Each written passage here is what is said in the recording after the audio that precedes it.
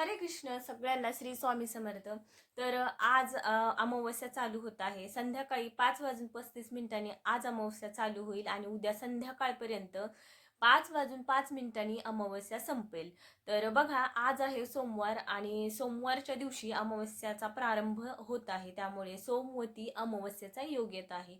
मग मंडळी, आपल्याला या दिवशी काय करायचे किंवा काय करू नये, या दिवशी उपाय काय करायचे, किंवा आपल्याला पित्र अर्पण तर्पण कसे करायचे, कधी करायचे, आज करायचे की उद्या करायचे, या सगळ्या गोष्टीचा सविस्तर आपण आज चर्चा करणार आहोत.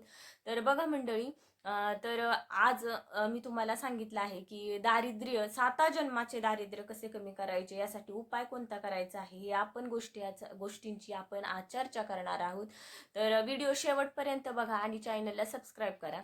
तर बघा, तुम्हाला सांगितल्याप्रमाणे सोमवती अमावस्या आज प्रारंभ होत आहे. आज 5:35 अमावस्या प्रारंभ होत आहे. बघा मंडळी, आज पित्र अर्पण तर्पण अजिबात आपल्याला करायचे नाहीये, कारण संध्याकाळच्या टायमिंगला आपण पित्र अर्पण किंवा तर्पण काहीही अशा पित्रांच्या गोष्टी करत नाही. तर कधी करायचं आहे मी तुम्हाला पुढे सांगतेच. पण त्याआधी तुम्हाला जर माझे व्हिडिओ आवडले तर लाईक करा आणि कमेंट करायला विसरू नका.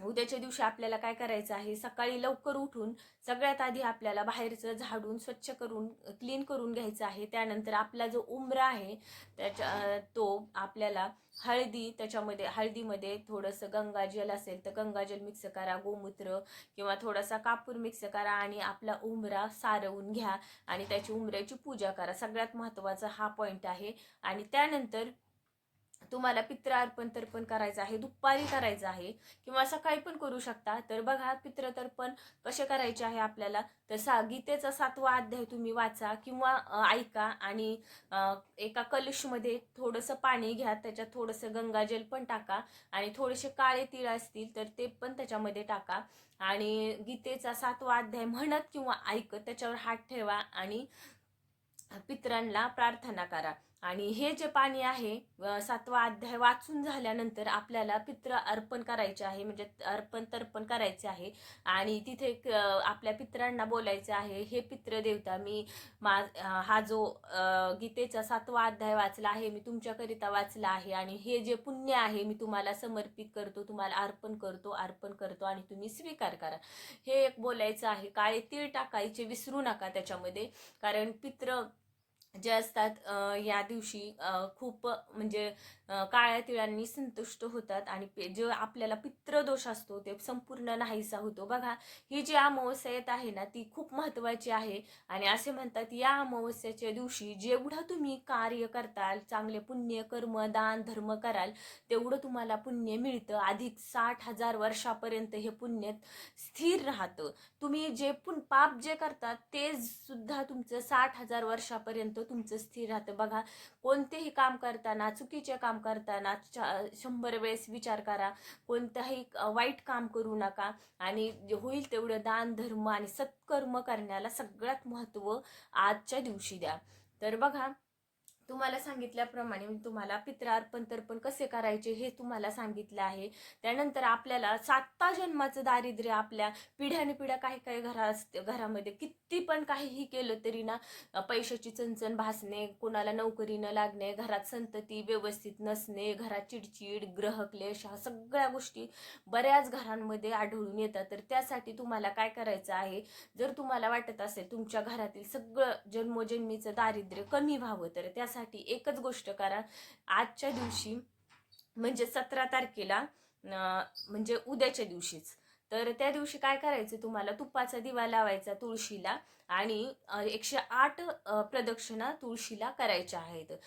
यामुळे तुमच्या कितीही वाईट आणि कितीही जुनं दारिद्र्य असेल तरी ते नष्ट होते. बघा, हा उपाय नक्की करा आणि खूप श्रद्धेने करा, कारण श्रद्धा खूप महत्त्वाची असते. जेव्हा आपल्याला डॉक्टरला आपण दाखवतो तेव्हा ते औषध देतात, कारण ते आपण त्यांच्यावर भरोसा करतो म्हणून आपले आजार बरे होतात. आपल्याला माहिती असतं आता आपण दवाखान्यात गेलो तर आता आपलं बरंच होईल. त्याचप्रमाणे प्रत्येक गोष्टीत असतं, अध्यात्मात देखील तसंच असतं. तुम्ही जर देवावर भरोसा ठेवाल, विश्वास ठेवाल, श्रद्धा ठेवाल तर नक्कीच प्रत्येक उपाय लागू होतो. तर बघा, आणि याच दिवशी पंचक योग साधून येत आहे. आता पंचक योग जो आहे 17 तारखेला 9 वाजता चालू होत आहे, संध्याकाळी 7 पर्यंत चालू आहे. तर या दिवशी काय करायचं आहे, तुम्हाला कुठेही जायचं नाहीये. आणि जर तुम्हाला जायचंच असेल तर दक्षिण दिशेला अजिबात जायचं नाहीये. आणि जर दक्षिण दिशेला जायचंच असेल तर हनुमान चालीसा वाचल्याशिवाय तुम्हाला दक्षिण दिशेला अजिबात प्रवेश करायचा नाहीये. ठीक आहे. त्यानंतर अमावस्येच्या दिवशी तुम्हाला उपाय करायचा आहे. तुमच्या घरात 4 व्हीलर असेल, 2 व्हीलर असेल, कोणतेही प्रकारचे वाहन असेल तर तुम्हाला श्री स्वामी समर्थाचा मंत्र करायचा आहे. 7 वेळेस मंत्र करा आणि 7 वेळेस उतारा करा. तर एक नारळ घ्या आणि ते नारळ 7 वेळेस श्री स्वामी समर्थ असे म्हणून तुमच्या वाहनाला 7 वेळेस उतारा करा. ठीक आहे. आणि त्यानंतर तो नारळ तिथेच फोडा आणि पाय धुवून आतमध्ये जा आणि श्री स्वामी समर्थाचा थोडा वेळ जप करा तुमच्या मंदिरासमोर आणि मुजरा करा. आणि बघा, आता हेच उपाय आहे तुम्हाला जे मी सांगत आहे. आणि हे उपाय नक्की करा. आणि तुम्हाला आजचा व्हिडिओ कसा वाटला नक्की सांगा. चॅनलला सबस्क्राईब करा. धन्यवाद. रामकृष्ण हरी.